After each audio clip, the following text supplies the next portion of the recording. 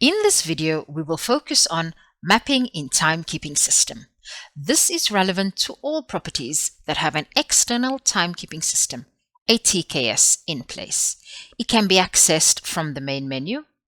At times, when you log on, you see there is an integration status message in red displaying the various categories or departments to be mapped. Click on it and automatically it connects you to the mapping module. This is of course not a daily task.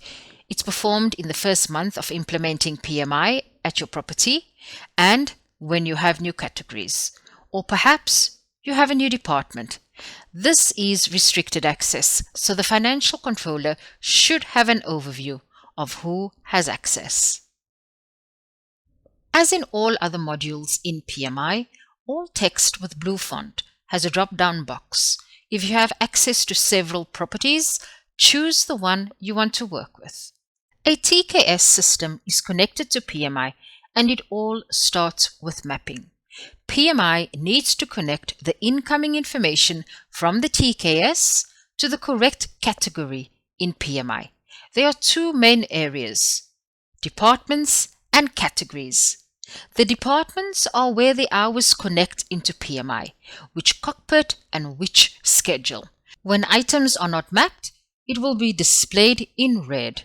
At property level, you are able to change the name of your TKS if needed, and you're also able to print to file to export into Excel or PDF. And in the view options, you are able to see ignored mappings when activated. Let's start with departments. Here you map each department in the source to the correct department in PMI cockpit and schedule. Click Ignore if the department is not to be mapped to PMI. This can always be adjusted at a later stage. If you click the calendar icon, it's possible to set start and end date to a specific department. An overview of all shifts for each department is listed here.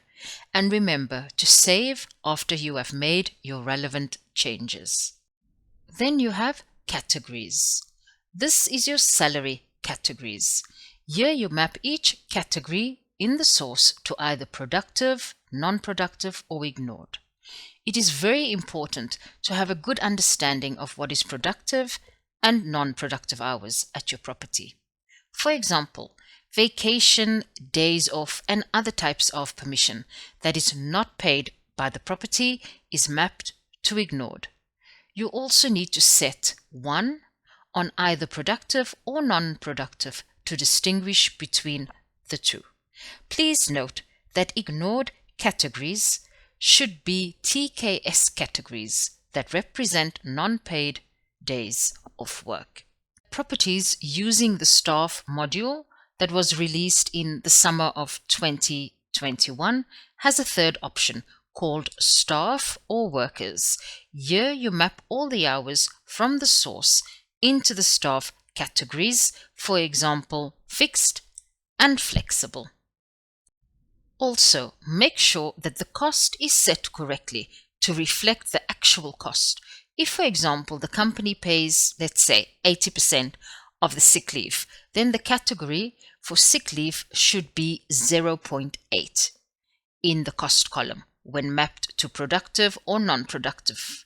And if the cost is 1, it would be 100%. You can add an explanation of the specific salary category in here, perhaps translate it to your local language. It is also possible to add colors to each category and have it reflected in the cockpit. By sorting a category, you control how they are displayed in the cockpit graphs. Group the categories together by moving them with the arrows, for example, productive categories at the bottom and non-productive on top. More information can be found in the knowledge base article.